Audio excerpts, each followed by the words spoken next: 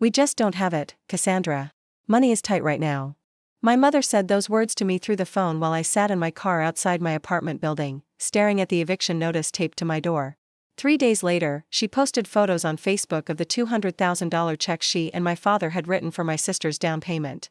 The caption read, "So proud of our baby girl. Dream house for our dream daughter." I slept in my car for the next 3 months. But what none of them knew was that inside my body, I carried something my sister would one day need more than any house. And when that day came, I would finally have the answer I'd been waiting 5 years to give. My name is Cassandra Whitmore, and I was born 8 minutes before my twin sister Juliana. 8 minutes. That's all it took for my parents to decide which one of us mattered. Growing up in Scottsdale, Arizona, we were supposed to be identical. Same brown hair, same hazel eyes, same heart-shaped face. But from the moment we could walk, our parents treated us like we were different species entirely. Juliana was the pretty one, even though we had the same face. Juliana was the smart one, even though we had the same grades. Juliana was the talented one, even though we took the same piano lessons and I was the one who actually practiced. The favoritism wasn't subtle. It wasn't something I imagined or exaggerated in my memory. It was documented, exposed, laid bare in photo albums where Juliana appeared on every page and I was lucky to show up twice. When we turned 16, Juliana got a brand new Mustang convertible. I got her old bicycle with a flat tire and a note that said, "This will be good for your health." When we graduated high school, Juliana got a 4-year full ride to ASU, paid for by our parents.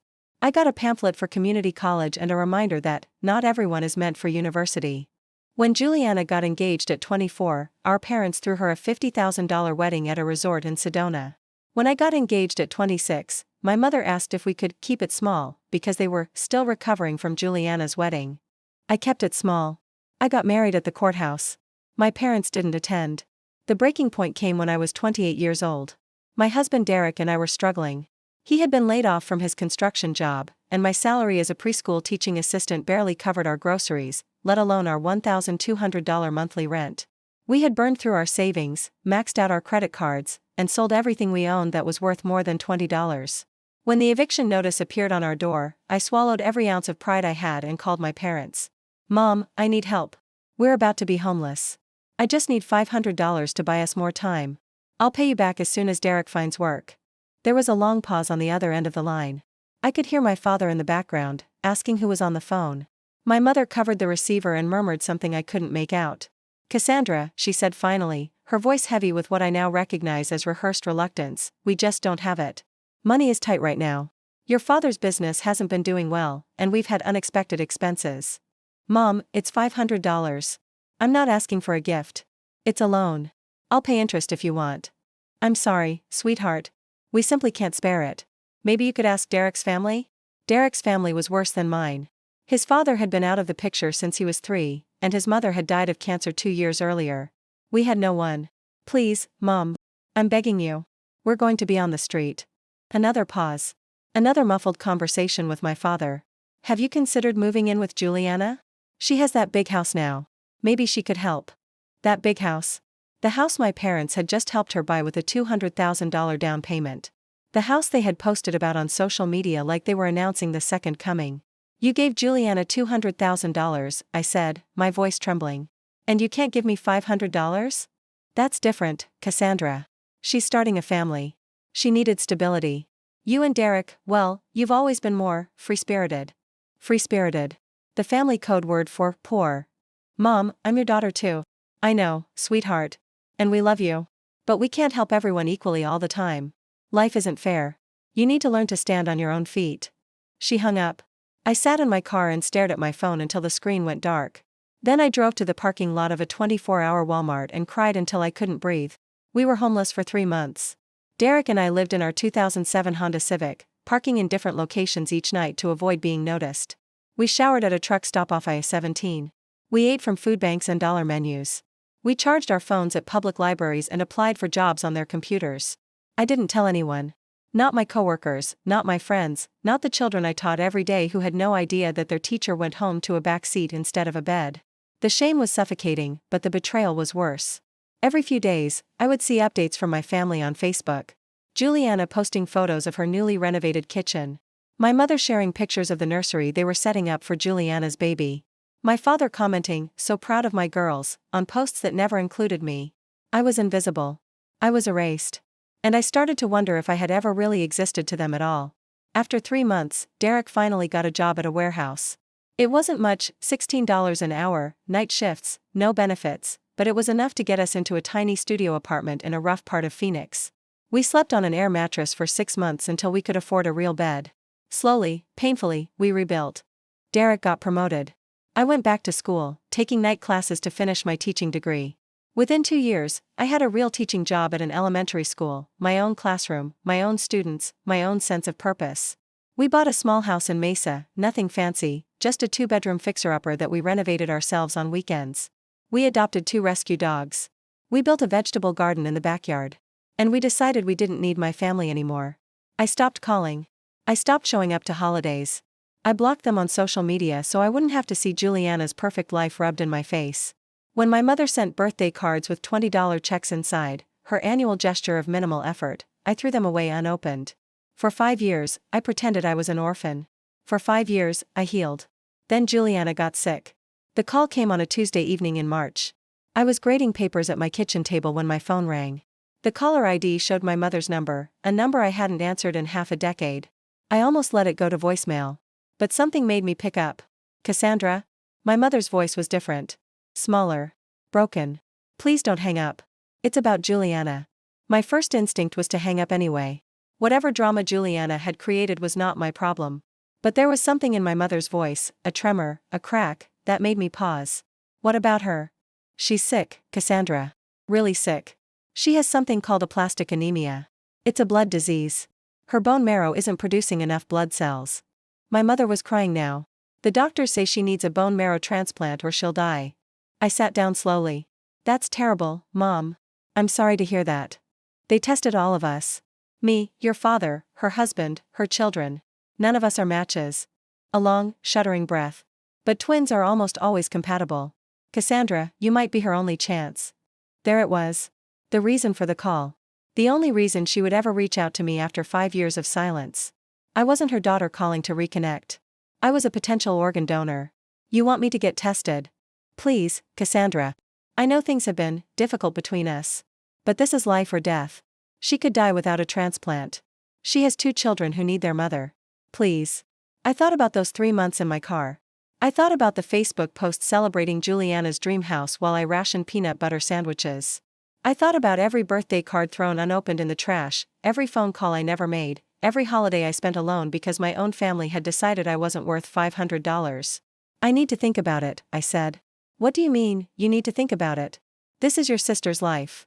And where was that urgency when it was my life? When I was sleeping in my car? When I was begging for help and you told me money was tight while you handed Juliana a house on a silver platter? Silence. A long, terrible silence. I'll call you back, I said, and hung up. I didn't sleep that night. I lay in bed next to Derek, staring at the ceiling, wrestling with a question that had no good answer. On one hand, Juliana was my sister. We had shared a womb, shared a childhood, shared DNA. If I could save her life and chose not to, what did that make me? On the other hand, she had never been my sister in any way that mattered. She had watched our parents destroy me and never said a word. She had lived in her dream house knowing I was homeless and never offered a single room. She had enjoyed her privileged status without ever questioning why I was treated like garbage. Did I owe her my bone marrow? Did I owe her anything? You're thinking about the call, Derek said softly. He wasn't asleep either. I don't know what to do. Yes, you do. He rolled over to face me. You already know what you're going to do. You're just trying to figure out how to live with it. What if I say no? What if she dies and I could have saved her? Then she dies and you live with that choice forever. He took my hand. But what if you say yes? What if you go through a painful medical procedure for people who threw you away like trash? What if you save her life and they still treat you the same way? Could you live with that? I thought about it.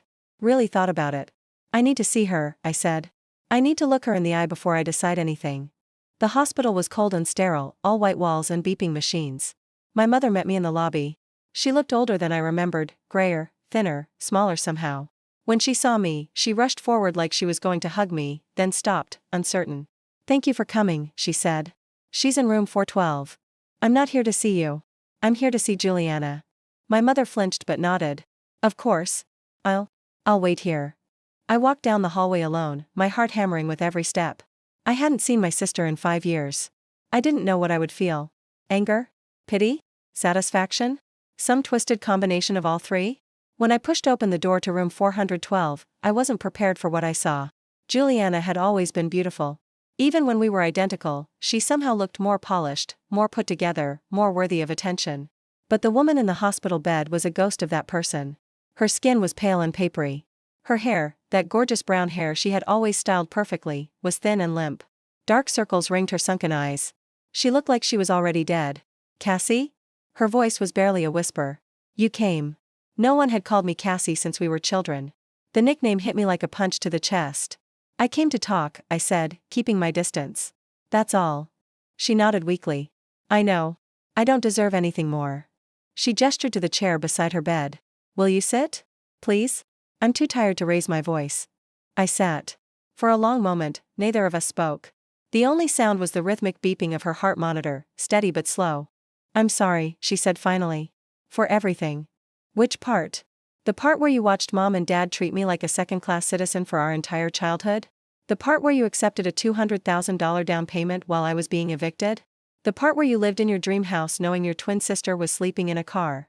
Tears were streaming down her face. "All of it. I'm sorry for all of it. Sorry doesn't give me back those 3 months, Juliana. Sorry doesn't fix 28 years of being invisible." "I know." She was sobbing now, her weakened body shaking with the effort. "I know it doesn't. I was selfish. I was so caught up in being the favorite that I never stopped to think about what it was doing to you. I told myself you were fine, that you didn't need help, that you were strong enough to handle it on your own. But I was lying to myself because the truth was too ugly." "What truth?" She looked at me with those sunken, haunted eyes. "That I liked being the favorite. That I liked getting everything while you got nothing. That I built my perfect life on top of your suffering and I never once tried to change it." I didn't respond. I couldn't. The honesty of her admission had knocked the wind out of me. "I don't deserve your bone marrow," she continued. "I don't deserve your forgiveness. I don't deserve anything from you. But I'm asking anyway. Not for me, I've made peace with dying. But for my kids. Harper is 7. Mason is 4. They don't understand why Mommy is sick. They don't understand why she might not come home." She reached out and took my hand. Her grip was so weak, so fragile, that I could have broken free without any effort at all. "You have every right to say no. You have every right to let me die and walk away knowing that I got exactly what I deserved.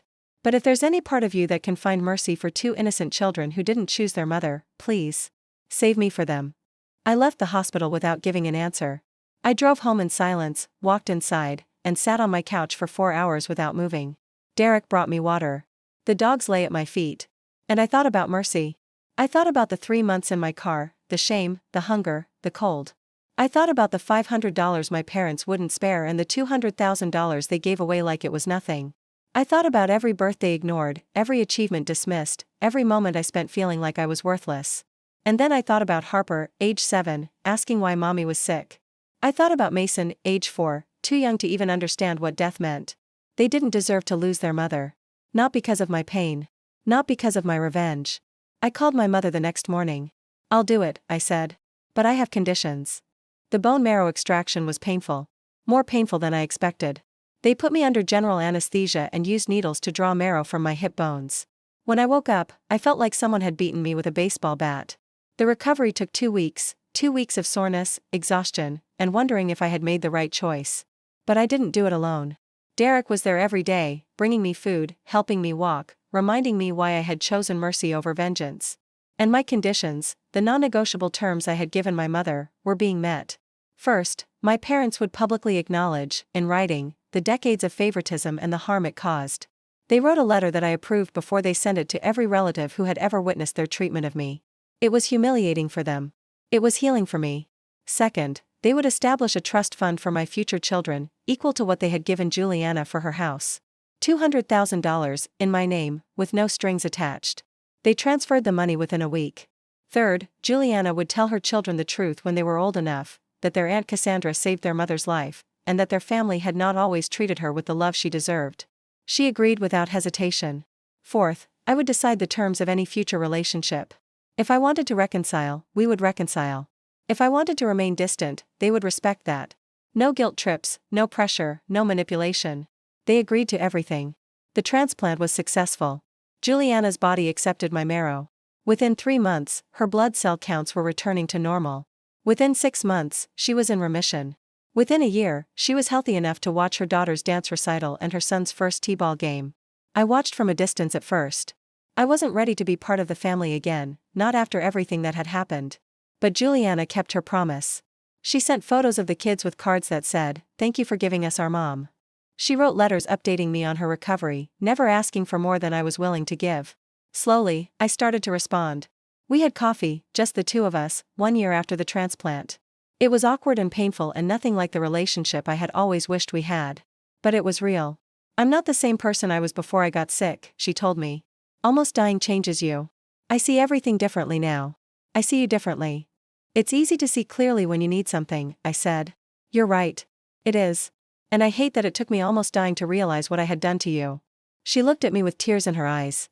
"But I'm trying, Cassie. I'm really trying. Not because I want something from you, you've already given me more than I deserved. But because you're my sister. My twin. And I wasted 33 years pretending that didn't matter." I didn't forgive her that day. Forgiveness isn't a switch you flip. It's a process, a journey, a series of small choices that add up over time. But I started walking that road. 3 years have passed since the transplant. My relationship with Juliana is complicated but genuine. We're not best friends, I don't know if we ever will be. But we're sisters, finally, in a way that means something. She calls on birthdays. She sends Christmas gifts. She drove 4 hours to be at my baby shower when Derek and I announced we were expecting. My parents are trying, in their limited way. The public acknowledgement forced them to confront their behavior, and while they'll never fully understand the damage they caused, they've stopped denying it. My father told me he was proud of me last Thanksgiving. It was the first time he had ever said those words. Harper and Mason call me Aunt Cassie. They know I saved their mother's life.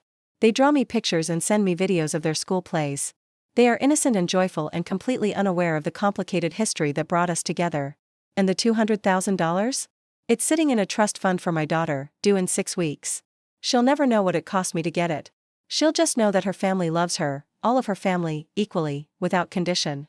People ask me if I regret saving Juliana's life. If the years of pain and betrayal made me hesitate. The truth is, yes. I hesitated.